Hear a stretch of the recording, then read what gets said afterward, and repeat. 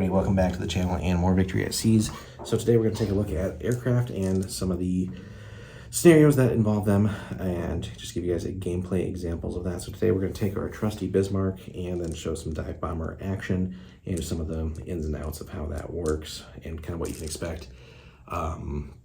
Effectiveness to be certain, planes versus ships and stuff like that. So now we're going to treat it as if we're at the start of the gunnery phase. The Bismarck does have an AA battery local of 1, so we're going to skip movement and all that stuff for this scenario. But so we're going to take our one little pot shot here. We do need a 6 to drop a flight, which was a 4, so they survived through that. Then we're going to go with planes, actually. Just to, again, represent damage. Now, we are going to treat the Bismarck in this one as the actual Bismarck, just to also illustrate the armored deck rule for you guys, which does take away a little bit on the damage rolls. Again, we said we're going with Stukas. So, and then they all have 2 attack dice apiece. Planes with these types of weapons, so like bombers, essentially, are considered one shot because then they're done with their payload and they got to go back and rearm on a carrier or land base or something like that.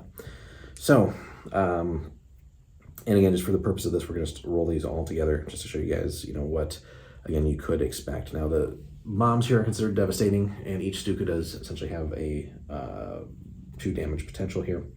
So, and then as far as their actual stats go, again, we're not worried about movement or anything like that in this one-off video here, but and again, really not something you want to be using in dogfights. So for each of these guys, we're going to roll an attack die and then essentially damage as normal for them. So then aside from that, we're going to ignore things, some of the other just special rules here and there. It's really just a matter of showing you guys damage and kind of what you can expect that will do for you. So when we again go with this to attack here, so dive bombers, which the Stukas are considered to hit on a 3 up. So, and then essentially from there, then the damage steps are essentially like normal.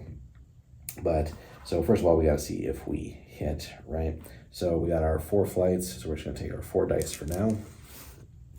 And dive bombers again hitting on a 3 up. So one of them will not hit. We're going to turn that one that way because we know then he will not be dropping his payload this time. So, and then the damage from them is considered devastating, but again, the armored decking will help us out a little bit in there from dive bombers and kamikazes. So now with devastating, again, the damage dice, we are just whatever we roll is actually the damage. Crits would happen on a 5 or 6, but again, we do have armored decking, so it's going to be a -1 on the damages overall. But natural rolls do still matter as far as crits go. So we have some crit action happening here, but this is why the armor decking is also important. So if we left this as essentially what we rolled, it'd be, let's see, 10, 16, 20, 25 damage, but we're going to subtract 5 off of it, so it's only 20 damage. So we're going to go down to 82 already from the damage from this, this attack from the Bismarck. And then, again, 5s and 6s will cause crits. And again, it seems like a lot of damage, but again, keep in mind, 3 of these flights now have to go back and rearm on a carrier or a land base, and that will take some time as well. So it's not, seems like a lot of damage and maybe unfair, but it makes sense. So, again, all the other things considered too, plenty of time to shoot these down by the time they get to this close, right? This is just a what-if scenario for the video. Now, crits, 4 ups to see if these actually cause crits. Only 1 critical is actually caused. We're going to see where that lands. 5, that should be in the weapons area. And now the unique thing with these devastating weapons is you roll a d6, and that's actually just where it lands. So if you get that super lucky dive bomb, and maybe you just blew up a torpedo, not torpedo, but a turret on the way in, that's devastating. That's where, again, pun intended, but that's where these can be so deadly. That's why you gotta be very cautious on what's getting close to your ships, and make efforts to have fighter screens and so on and so forth to stop something like this happening. So if we roll really well, it could be really nasty here. If we just roll like a 1 or something, not nearly as exciting, but we're not gonna fudge for the video. We did roll a 6, so now what I'm not sure on is with this, and I'll have to see if this was an FAQ or something, but the way that devastating reads is you roll a d6 and set it to that. Now if there was already a crit score there and that score was higher than what you rolled, then you would ignore this new crit. But since this was a fresh ship, we're going straight to 6. I would wonder if we just apply purely the 6 effect, or if we do everything leading up to that, like the crits normally would escalate. So that would be something to double check on. We're just not quite sure on that. I have to double check an FAQ or something like that. If anybody knows for sure in the comments, by all means, let us know. So, but we're going to treat this one just as it's just a 6. So that one is going to cause multiple explosions, which is another 3d6 of damage.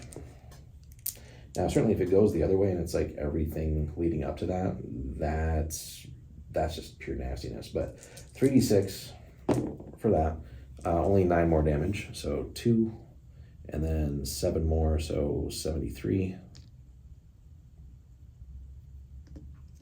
Oops. And then crew and engine scores also increase by 1. So engines would be -1 to movement, nothing else there. Again, we're just staying stationary for this. And then it would be a potential -1 attack dice on the crew. And it would affect the lighter weapon, so that would be less return fire against the planes from the dual purpose guns, which matters because those will be shooting next. And then no additional damage as of yet. But so just in one turn there, again, 3 flights caused quite a bit of damage. If we take the Bismarck and then take the light gun battery that is dual purpose, and we have planes on both sides. So what we're going to do is we're going to just allocate 2 to each of these here. And we'll see if we get some 6s. So first flight, no, rolling atrocious. Next one, almost, but no. And then the flight that hasn't actually attacked yet, that one we drop, so we're going to prevent future damage. So a little bit of revenge there. So in that scenario, that's effectively going to end that that particular engagement. So the one flight that hasn't attacked yet isn't going to get a chance to. So, and then these guys would have to fly away and go rearm somewhere, but that's where we would have a chance to get other fighters in the area. Other ships can take some pot shots with their AA as well and prevent them from rearming, ideally preventing them from getting to an attack run in the first place. But there you have it. So now if we were treating, again, the crits as like we follow all the steps up, then that would be certainly a hell of a lot extra damage, especially in the weapons area. So that would have been easily another 6 damage plus another 3d6 if we were going that route. So 6 plus 6 is 12, 15 more damage. And then a random turret would also, two random turrets would actually be destroyed on the Bismarck. So any 2 of the main guns, that's pretty devastating. So if it works that way, obviously even nastier than what we just did. So that's just 3 flights of dive bombers. So hopefully that's just a quick illustration for you guys. Let us know in the comments again too on these devastating weapons if we just apply the number that we actually rolled or the things leading up to it as well, like you normally would when you escalate. Curious to see what would happen there. But hope you guys enjoyed. We'll have much more Victory SC content for you guys soon. And then we're still working on our Jap fleet as far as painting goes, and then bring you guys some full battle reports in the near future. Thanks so much for watching, guys. If you want to support the channel too, check out our Patreon. As always, link in the description. Thank you.